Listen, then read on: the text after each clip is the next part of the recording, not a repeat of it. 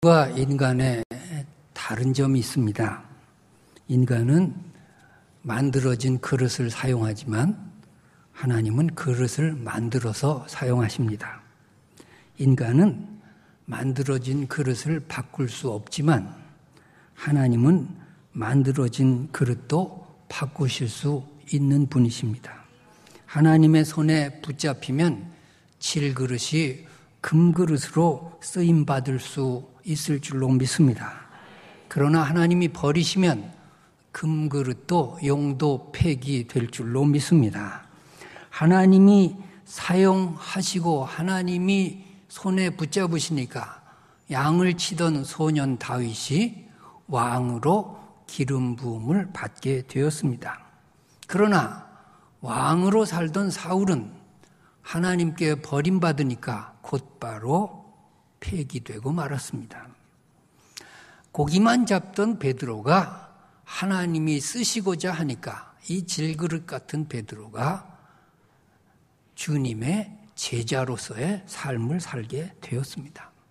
그러나 제자였던 가룟 유다는 하나님께 버림받으니까 곧바로 비참한 최후를 맞게 되었습니다. 주님의 손에 들려지기만 하면, 주님이 쓰시고자 하시면, 주님이 변화를 일으키시고자 하시면 어린아이의 도시락 하나가 5,000명을 먹이는 기적을 낳는 것입니다.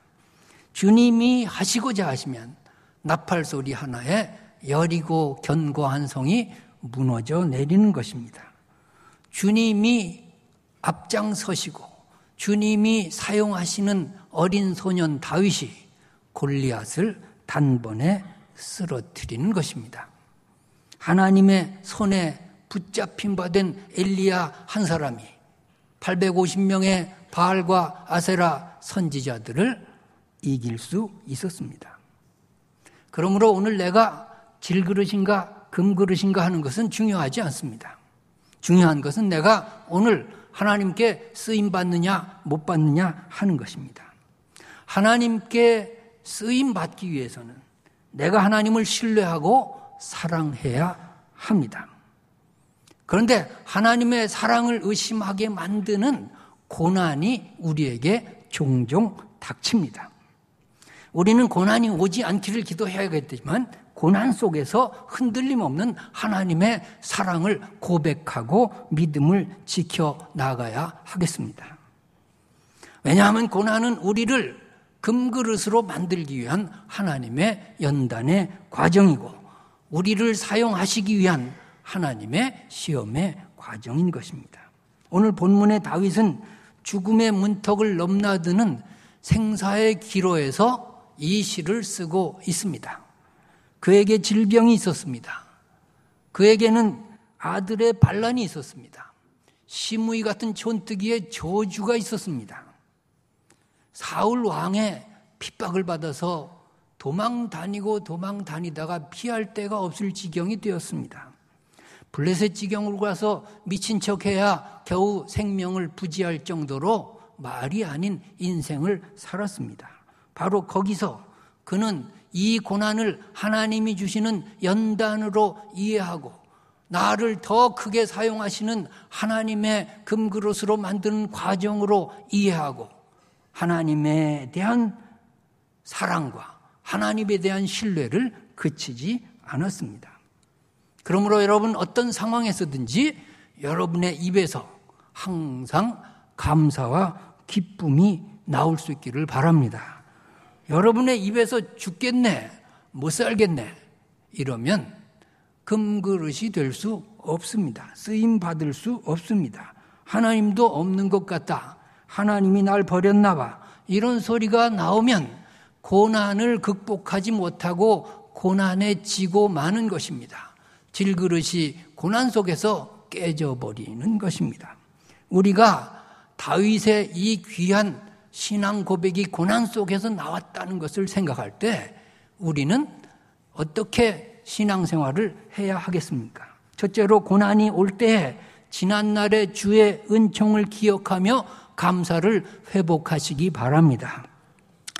과거로 돌이켜서 주님이 나를 어떻게 은혜를 베푸셨나를 회상하면 오늘의 고난의 상황 속에서 우리는 감사할 수 있습니다.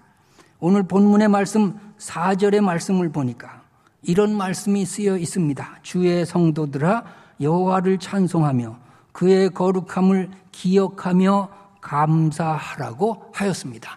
기억하라는 말씀이 중요한 것입니다. 기억하면 감사가 나올 줄로 믿습니다. 기억하고 감사하시기 바랍니다. 과거에 있었던 어떤 사건을 새록새록 생각하는 것이 기억인 것입니다. 그 과거의 사건 속에서 무엇을 기억합니까? 하나님의 은총을 기억하고 하나님의 도우심을 기억하고 하나님이 나를 위기 상황에서 어떻게 구출하셨나 그것을 기억하시기 바랍니다. 그러면 이런 고백이 나오죠. 5절에 그의 노여움은 잠깐이요 그의 은총은 평생이로다. 우리가 고난을 많이 당한 것 같으나 노여움은 잠깐이었습니다. 은총은 한이 없었습니다. 그래서 그 숱한 고난을 견디고 여기에 있는 줄로 믿습니다.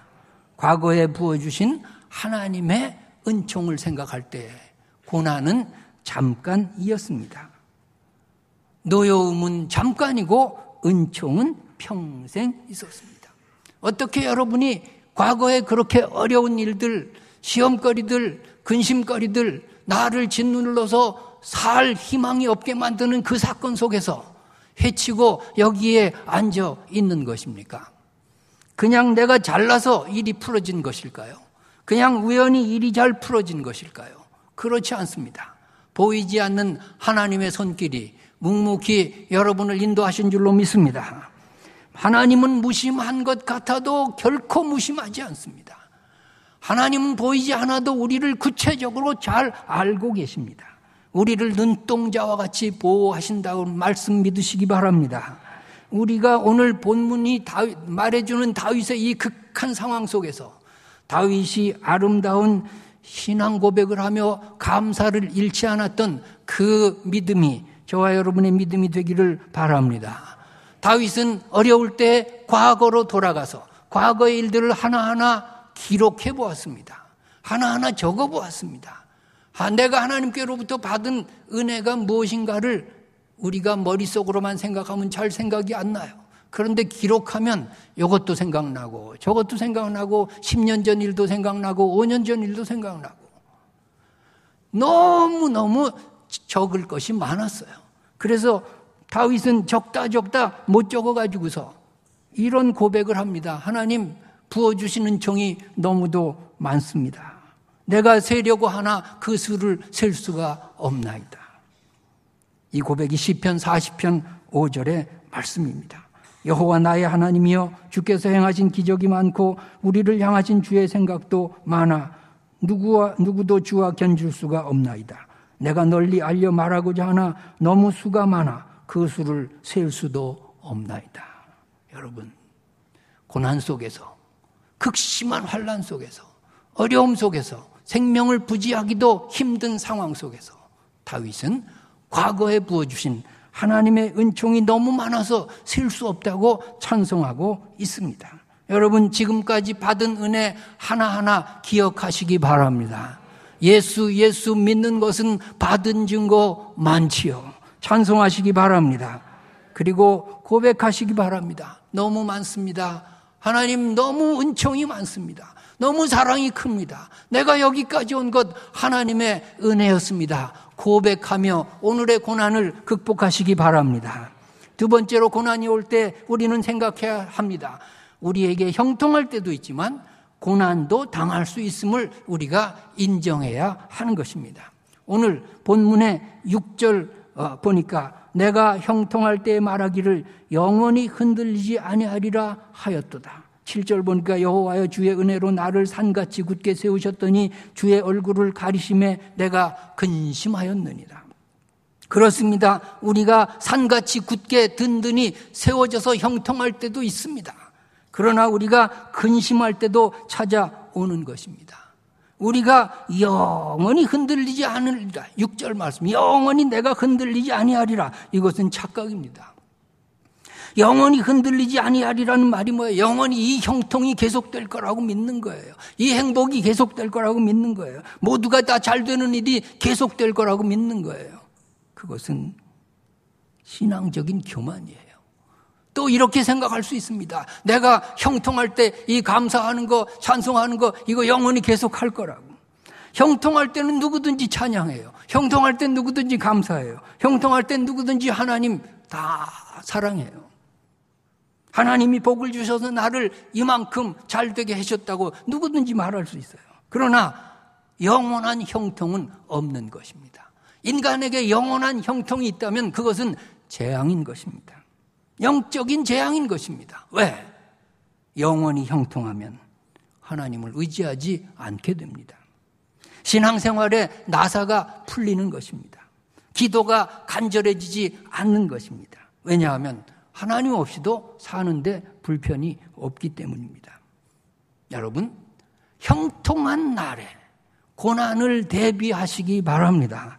형통한 날에 교만하지 마시기 바랍니다. 형통한 날에 더욱 주님 앞에 매달리시기 바랍니다. 더욱 간절하게 믿으시기 바랍니다. 더욱 진실하게 신앙생활 하시기 바랍니다. 그래야 고난이 와도 아무것도 아닌 일이 되는 것입니다. 오늘 본문 7절의 말씀을 다시 읽으면 여호와여 주의 은혜로 나를 산같이 굳게 세우셨더니 주의 얼굴을 가리심에 내가 근심하였나이다. 여러분, 여기서 주의 은혜로가 중요한 것입니다. 내가 산같이 굳게 세워진 것이 주의 은혜로 세워진 것입니다. 내가 잘나서 형통한 것이 아니라는 말씀입니다. 내가 잘나서 행복이 주어진 것이 아니라는 말입니다. 여러분, 형통한 일, 행복한 일, 내 뜻대로 되는 일들이 내가 잘나서 된 것이 아닌 것입니다. 내 것이 아닌 것입니다. 하나님의 은혜로 된 줄로 믿으시기 바랍니다. 하나님의 은혜로 된 줄로 믿어야 교만하지 않을 것입니다. 하나님 떠나지 않을 것입니다. 그 다음 말씀이 또 중요합니다. 주의 얼굴을 가리심에 내가 근심하였나이다. 근심이 왜 근심이 됩니까? 주님께서 우리에게 얼굴을 잠깐 가리세요. 근심도 하나님이 주신 것임을 여기서 깨달아야 할 것입니다. 우리에게 얼굴을 잠깐 가리실 때가 있어요.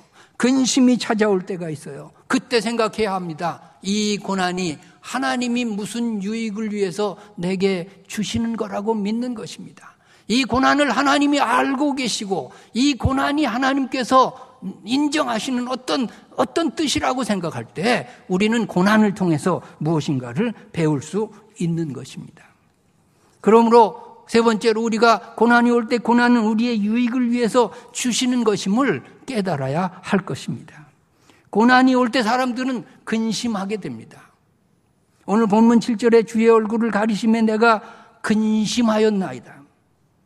고난이 왔는데도 평안할 사람은 없습니다. 근심하고 염려하는 것은 인간의 나약함 때문에 어쩔 수 없는 현상입니다. 그러나 다윗은 근심을 잠깐 했지만 그 다음 어떻게 했습니까? 8절 말씀 보니까 여호와여 내가 주께 부르짖고 여호와께 간구하기를. 여러분, 근심이 잠깐 있었으나 고난 때문에 무엇을 했나요? 여호와께 부르짖기 시작했어요. 기도가 시작된 거예요. 부르짖고 간구해지는 거예요. 이것은 영적인 축복인 줄로 믿습니다. 고난 당한 자의 받은 축복인 줄로 믿습니다. 우리가 형통할 때 이렇게 기도하기가 힘들어요. 형통할 때 간절하기가 힘들어요. 고난이 닥치고 불행이 찾아올 때 비로소 주님께 부르짖는 거예요. 간절해지는 거예요. 우리가 영적인 고삐를 죄는 거예요. 하나님만 찾게 되는 거예요. 이것이 복받는 길임을 믿으시기 바랍니다.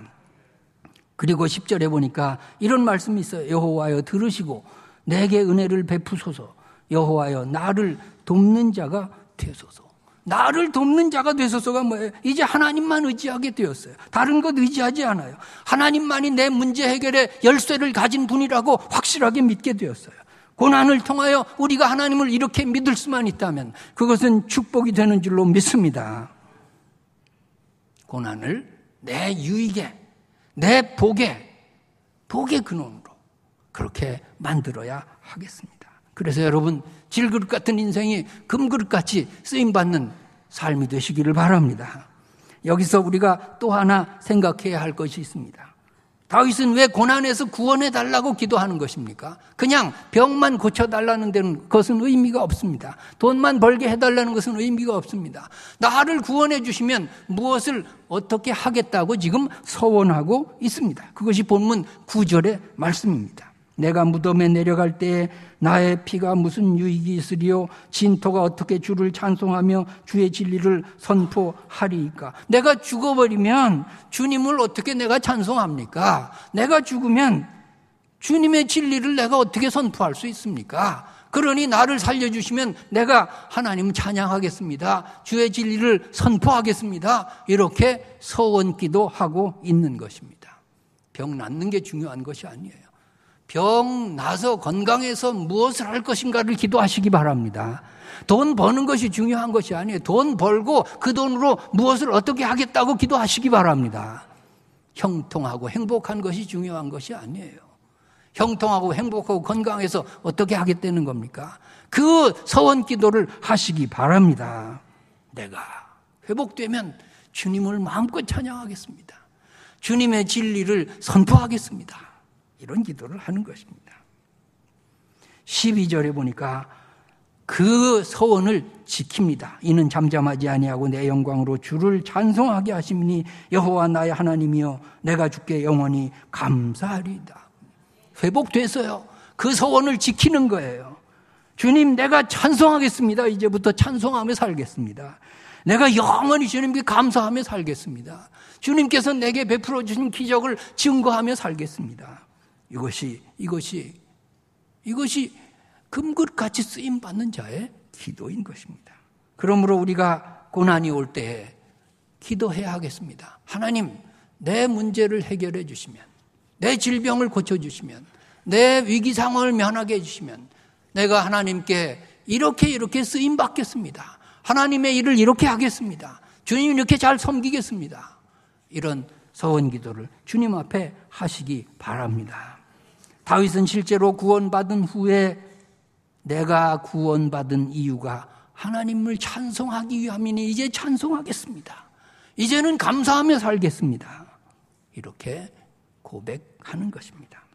그러므로 우리는 고난이 올 때 고난 속에서 기뻐하시기 바랍니다. 고난이 주는 유익을 배웠기 때문입니다.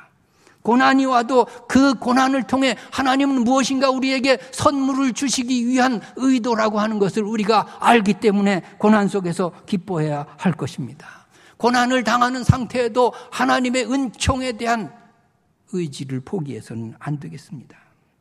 오늘 본문 5절에 보니까 고난 속에서 다윗은 5절 마지막에 보니까 이런 고백을 해요. 저녁에는 울음이 깃들일지라도 아침에는 기쁨이 오리로다. 얼마나 훌륭한 고백입니까? 지금 고난 속에 있어요. 지금 울음바다예요. 지금 슬픔 속에 있어요. 문제가 해결되지 않아요. 그 상태에서 내일을 노래합니다. 저녁에는 울음이 깃들일지라도 아침에는 기쁨이 오리로다.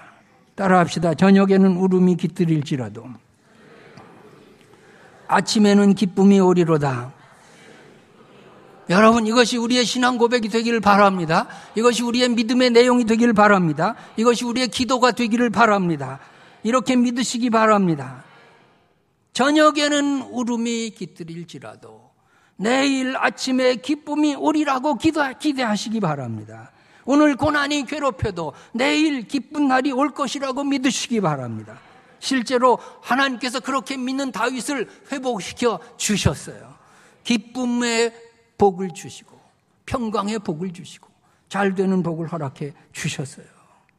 그는 고난 속에서 회복된 다음에 이렇게 고백합니다. 오늘 본문 11절의 말씀 함께 읽습니다. 주께서 나의 슬픔이 변하여 내게 춤이 되게 하시며 나의 베옷을 벗기고 기쁨으로 띠띠우셨나요. 나의 슬픔이 변하여 춤이 되게 하시며 응답을 받았어요. 나의 슬픔의 베옷을 벗기고 기쁨으로 옷 입혀 주셨습니다. 여러분, 기대할 때에 고난을 통해 금그릇으로 변할 것이고 하나님께 못난 자가 쓰임 받을 것이고 오늘 질그릇 같은 내 인생이 하나님의 사역에 귀하게 동참하게 될 줄로 믿습니다. 하나님은 반드시 우리의 고난을 통해 우리를 질그릇에서 금그릇으로 변화시켜 주실 것입니다. 여러분의 가정을 그렇게 변화시켜 주실 것입니다. 여러분의 교회를 그렇게 변화시켜 주실 것입니다. 여러분의 자식들을 그렇게 변화시켜 주실 것입니다. 우리가 믿기만 하면 슬픔이 변하여 춤이 되게 하실 것입니다.